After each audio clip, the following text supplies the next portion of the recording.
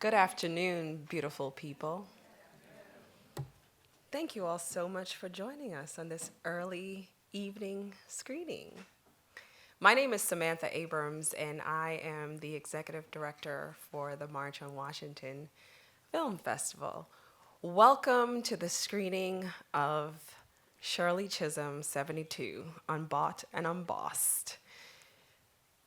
This festival was created in 2013 to help us do a better job at telling our history better.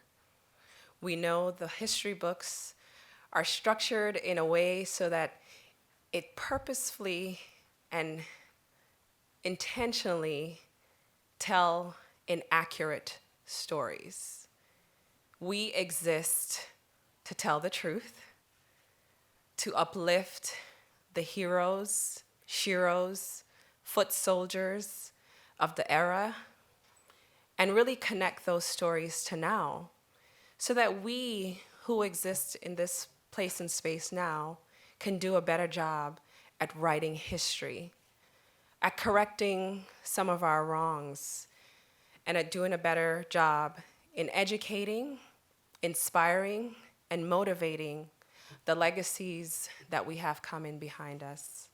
Today we will screen an amazingly powerful film that I hope will leave you inspired to tell the story of Shirley Chisholm and also inspire you to continue to join us for the remainder of the week. We have many, many more events that will last through Sunday.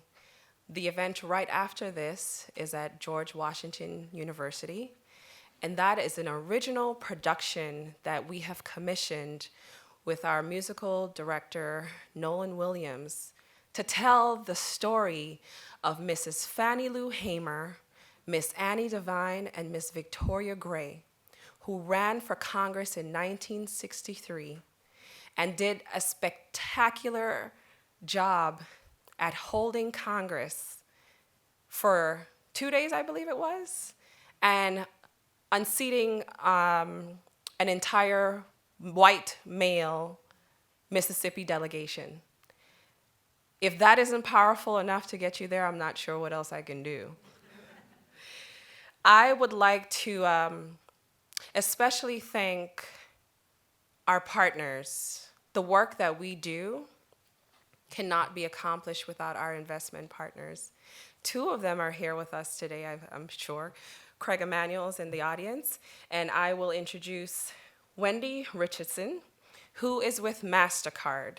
And because of their investment in our work, we're able to bring this to you. Here's Wendy. Thank you very much, and thank you, Samantha. I will tell you, MasterCard is proud to be a sponsor and a partner with the March on Washington Film Festival. The film festival enables us to tell the stories of heroes of the civil rights movement, those that we know and those who are unsung.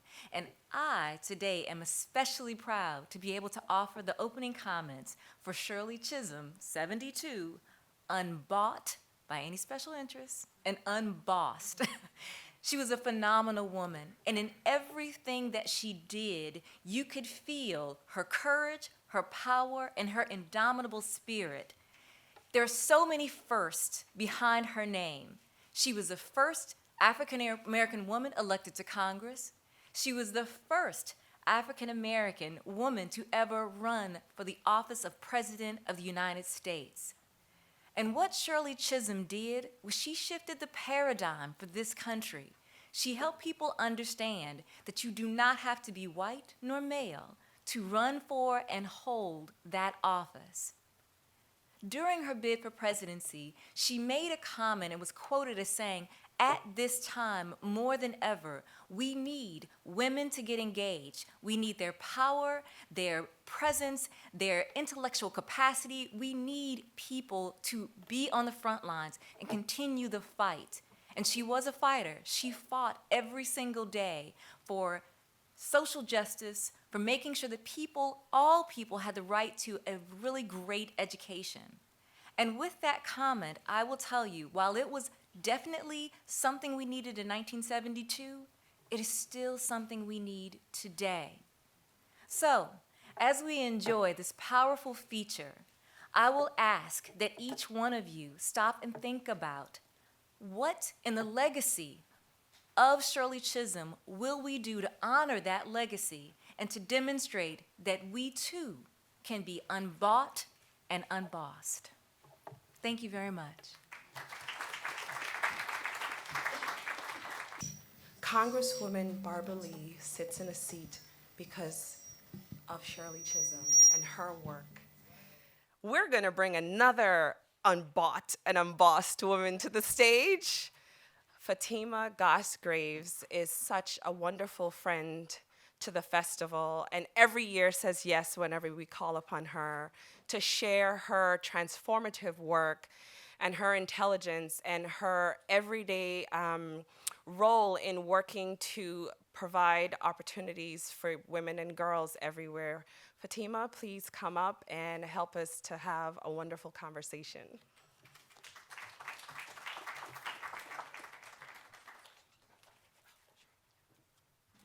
So, thank you so much. And what an honor it is to be here today and watch this film at this moment. And the March on Washington Film Festival, you are doing such a service to all of us. So thank you. And I will just tell you, I sort of lobbied to be able to be here for this film on Shirley Chisholm, who is a hero of mine. And that last scene about what she wanted to be remembered for, and we often talk about her as the first, the first, and what she wanted to be remembered for, I think, is displayed so beautifully in this film through the lessons that she taught us all and the way in which we were able to see and visualize how she inhabited her space, no matter that space, even as a first.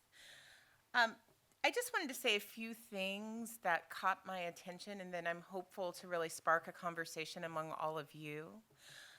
The first is the timing of 1972 in which she was launching this campaign and reminding us of the broader context, and I think the film did that so beautifully.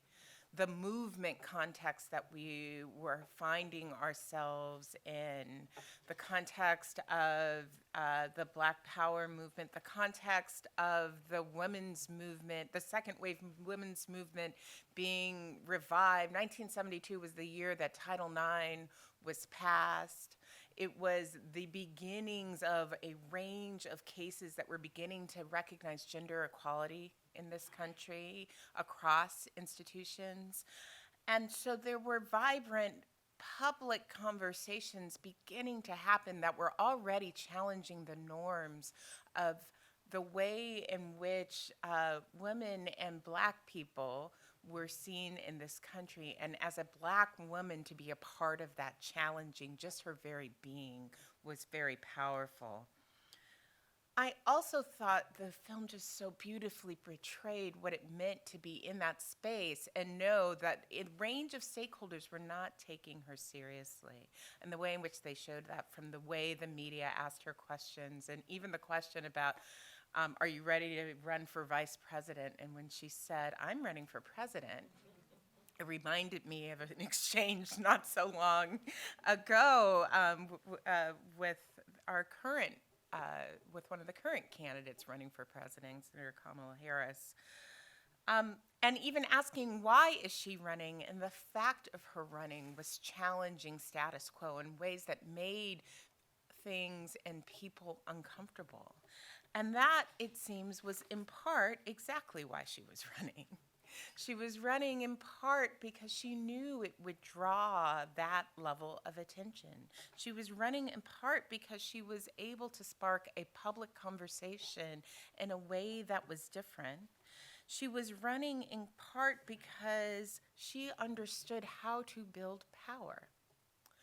And there were those scenes that I found soul-crushing as she tried to convince people around a strategy of really building power to take it to the convention, to change what the platform said.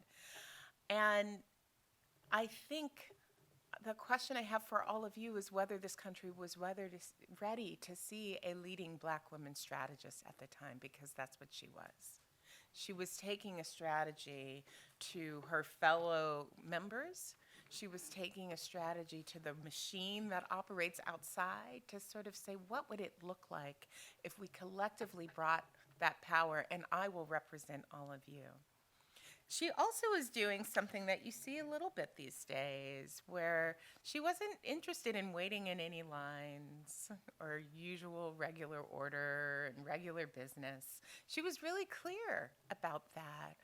And it reminds me of the historic class that we have in this new Congress, who are naming things even when they think they won't win, who are changing fundamentally the pace and the debate that's happening, who are under deep threat and attack for doing so from friends and foes alike, and how it is we see them, especially as women of color who are in those roles, and the legacy of Shirley Chisholm that they're following in.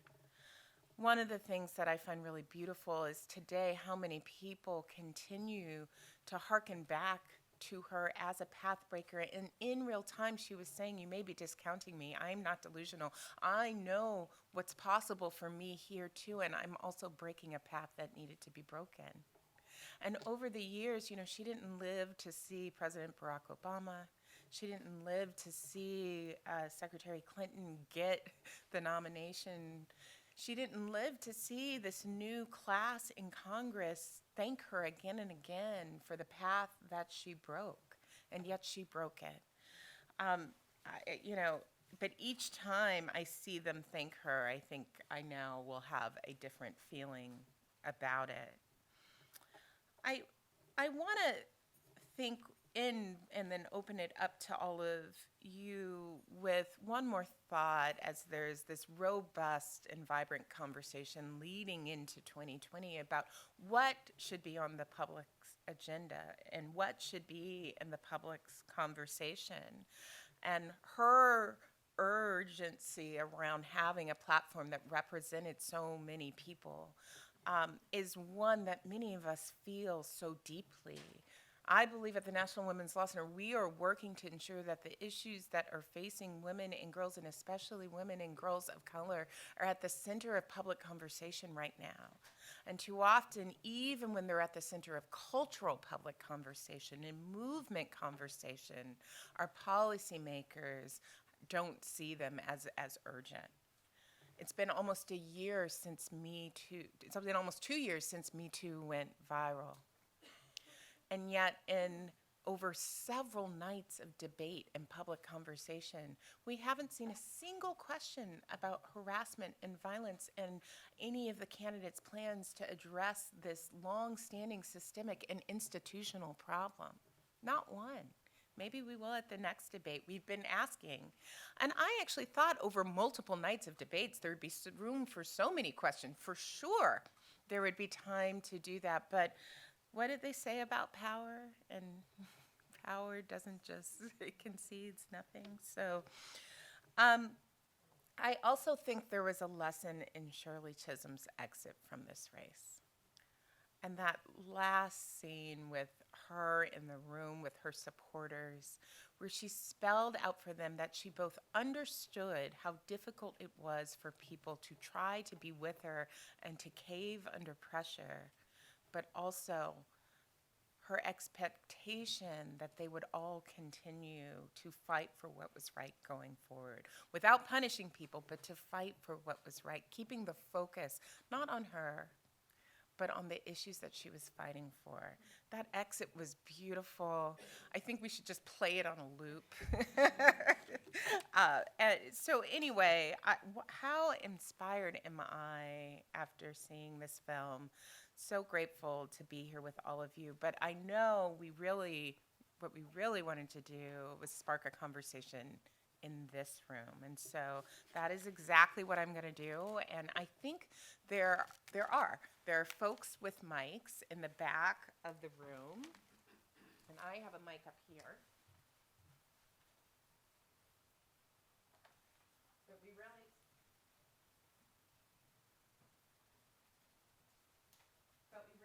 really want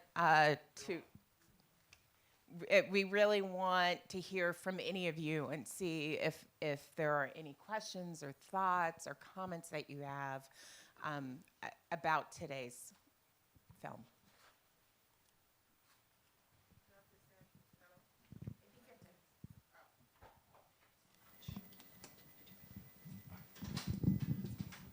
Do I have to stand up? I can hear you. Okay. So I understand the general strategy of, wanting to be this catalyst for change. But what I wanted a deeper understanding of was whether or not the strategy that she had in mind was the same throughout the entire campaign, or if it evolved over time. Because it seemed like the strategy for gathering the delegates, it seemed like it came later. And so I just wanted to understand, like, did she go into this at the beginning saying, over the course of these few months, these are the things I want to do? Or, did she just take it one day, 1 week, 1 month at a time? And then wait, and my other question, I never got a sense for when the shift took place between I'm just here and I'm a congresswoman who is making change in this realm and I want to run for president of the United States, and I wish I knew what that moment was, like what ignited that drive.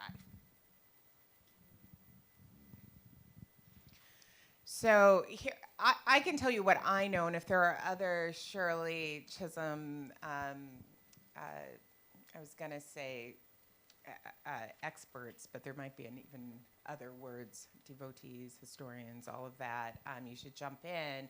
But there wasn't actually a large part of her challenge in running for president in the 1972 election is that she was sort of jumping the line in ways that were dramatic. It's not like she had this long congressional career and then sort of said, actually, now I'm ready to be president. And I think that was important not only in what it says about her and her strategy for understanding places of power and who and how power is held, but also understanding the difficulty in maintaining the range of support, including amongst her peers, right?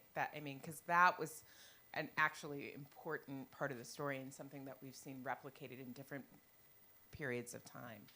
But the second thing that I want to just name that I think is a really interesting point, and I think as we watch in 2020, some of this we may see play out again because, people don't typically run for president because they think it's impossible for them to win under any set of circumstances, right? And she certainly was super realistic about her chances. And so there are a range of things that you're doing when you're running, right? You were both gathering support, you were engaging in a public debate, you were gaining influence on the platform and the priorities for the eventual nominee, and you may take off, right? You may become that person. 2016 was a wonderful lesson, and you never know who that person is who's going to take off in ways that are remarkable. So I actually think it was a mix. What was so deeply disappointing to watch in real time as she went into the convention with a really clear strategy and the inability to hold the Black Caucus around that strategy for a long enough period of time to drive something important, that piece of it, I'm sure was painful to her in the moment, but was painful to watch on the screen.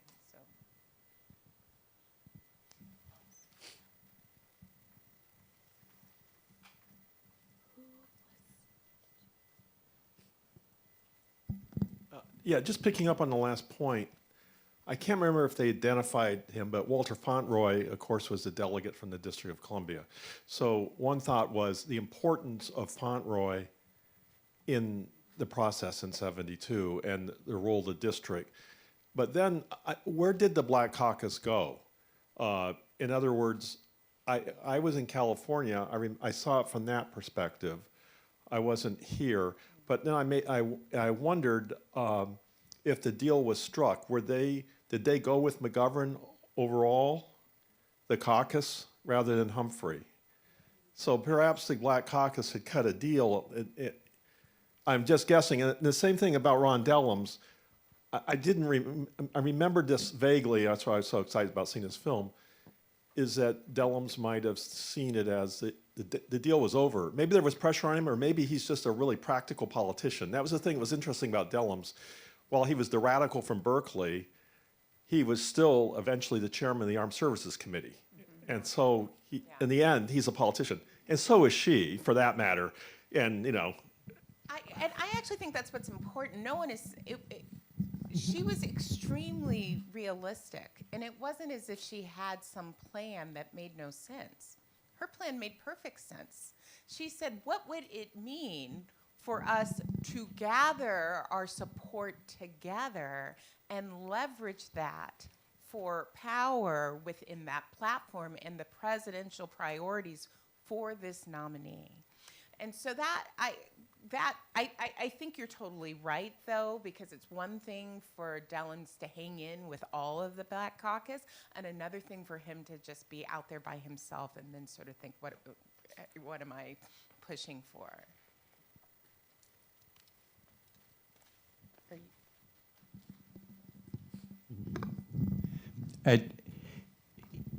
This is a point of parliamentary procedure, I guess. I would like to go back to the first person's question, and I don't have anything constructive to add to that, but I would invite you to ask, so that we're not just questions here, answers there. Ask if anyone else has any input on her question, please. Yeah, that's true. Let's go back to that. If there are others who have thoughts around, and it was sort of a two-part question, but both the evolution of the strategy, right? And from the sort of beginning and launching the campaign to the clearer strategy going into the convention. And then part two of the question, I want to make sure I get it right. Just what was the moment like that she was like, I want to do this? Oh, from her being in Congress and then determining, you know what, this is my time to run. I'm trying to think back. I was like 24. Shirley Chisholm's was the first campaign I ever really knocked on doors and worked in at the time. And if I remember correctly, I think if she just started out because there were issues she was concerned about for poor people and black people. And I think, as I remember, I think it evolved over a period of time. And then I think she began to understand, she understood power, but when you're running for president, it's power at a totally different level. So you understand, if you're going to concede your delegates at a convention, what are you going to get for it? But as I remember it, I think it was the issues that drove her when she initially went out, and then she started developing the strategy afterwards. That's what I remember. But as I said, this was the first, and for me, it's like with the present, the present campaign.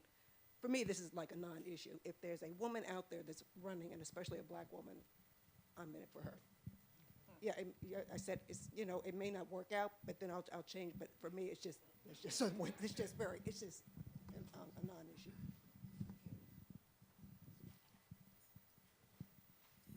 The other thing that I saw was when the speech was made and really highlighting Mrs. Chisholm's role in collecting the power she had for the black woman voting bloc. And in 2019, we are explicitly clear on which block of voters people need to pay attention to and who every person is running wants a piece of the pie. So I think she understood that as well. But Mrs. Chisholm was unapologetically bold. She did not ask for permission. She understood, and it wasn't at that point that she was running for president. It was instilled in her that she did not need to justify her existence. Her existence is enough justification. And many of us are often labeled as entitled. Well, why shouldn't we be? We're here. So we should do whatever it is that we feel we're called to do. And I don't know if it's fair for us to try to seek out an exact time in which, because she's not here to tell us, when something switched, but she understood power, and she knew that she could make absolute change from the highest level of office. But more importantly, she wanted to be remembered as someone who was a catalyst for change, who was transformative, who was impactful, and who has really left a legacy. And that I know I'm grateful for.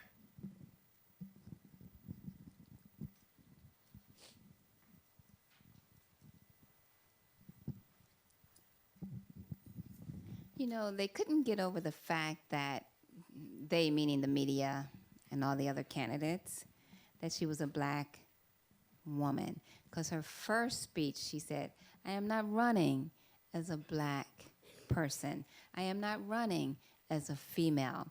But all of the questions toward her and all of the conversation was, Miss Chisholm, the black female, Miss Chisholm, the black, you know, just over and over and over.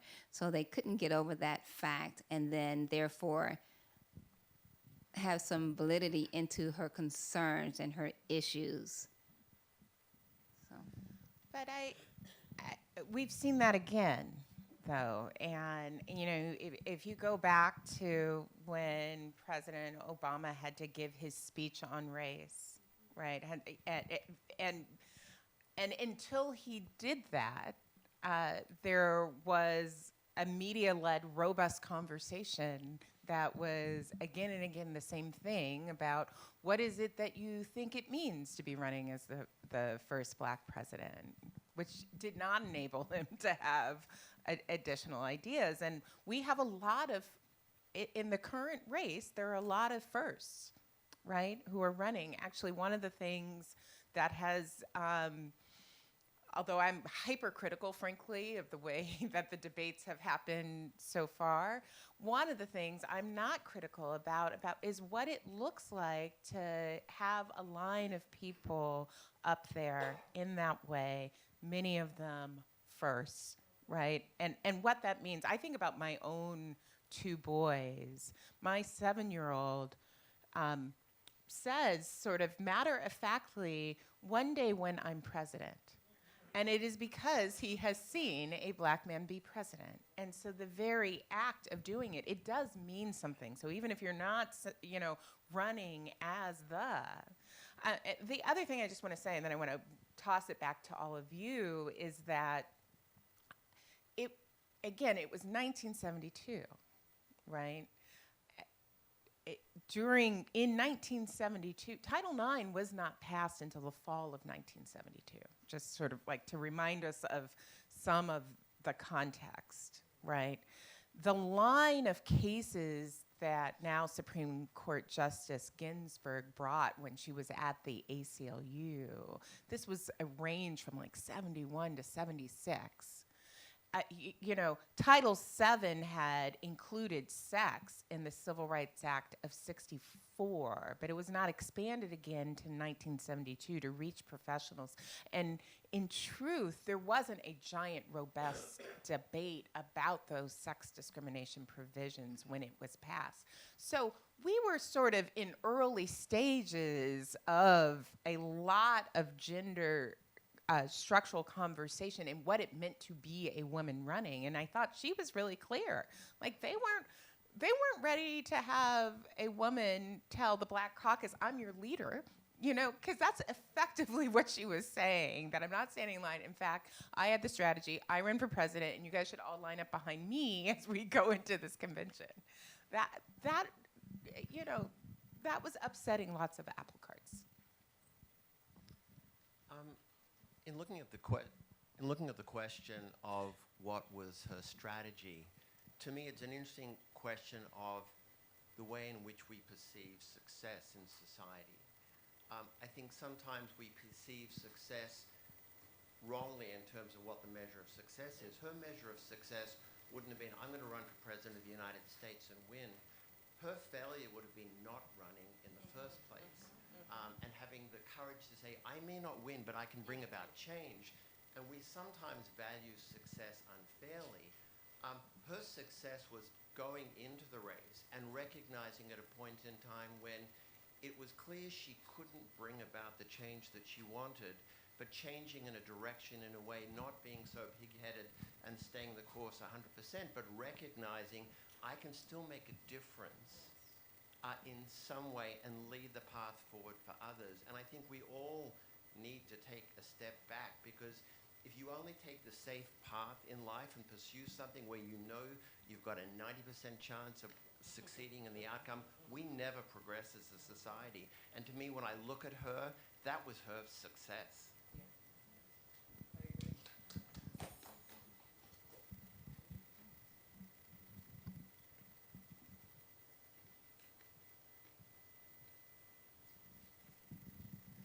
Yes, good evening. I turned 18 right before the registration deadline for the New Jersey Democratic primary. So I was the beneficiary of the 26th Amendment to the Constitution, but I was motivated to vote for the first time for Shirley Chisholm. So this really resonates with me.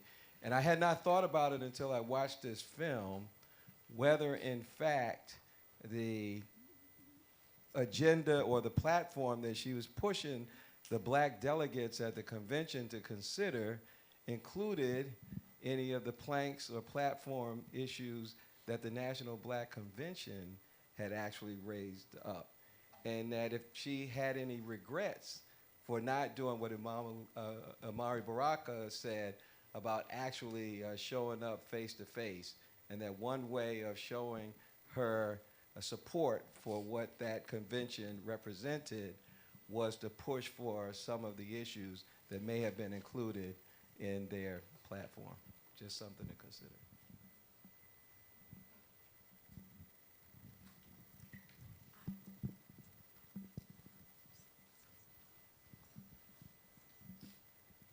Good evening. My name is Janice Farabee.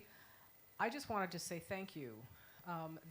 She is one of my sheroes who helped me to decide to run for office here in Washington, D.C.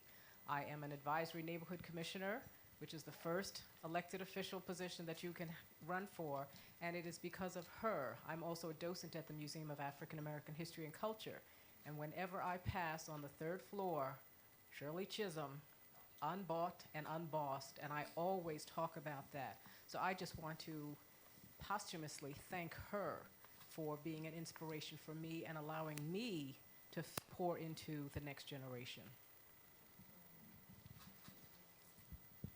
So I think do we have time for one question or two questions? 2 minutes. Oh, one question. Last question.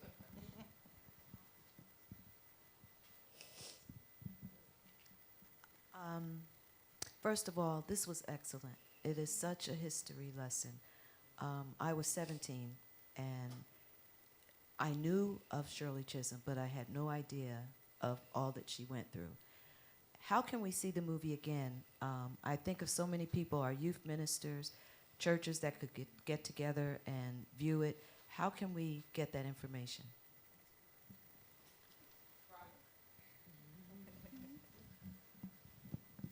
For everyone in attendance, I can reach out to the production company, and hopefully they can provide a link for us. There may be something online, but let me find out for you. So I have everyone's information here, so I'll be reaching out. Most often, so we pay for the rights to be able to publicly screen. Right.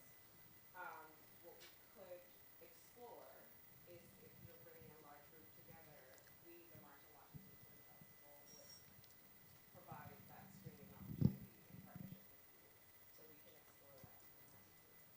It's on YouTube, actually. Okay, well, there it is. Okay. Thank you. Just one quick housekeeping rule before Fatima gives us her last remarks. You have some surveys with you. That is really, really important because what you're helping us to do is learn a little bit more about our audience and how we could carefully think about our curation in film. We like to mix it up a little bit. It's also critical in our recap to our investment partners so that we can share with them who our audience goers are and share the demographic information.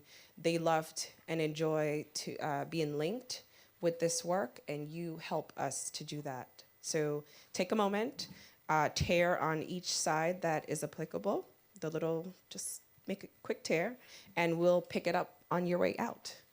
Fatima?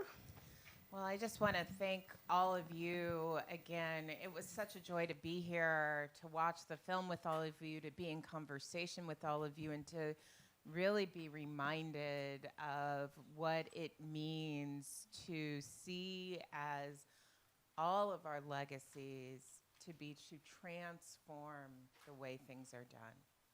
That to me is what I try to do every day, and I know probably so many of you do too. So thank you for having me. Such a deep honor.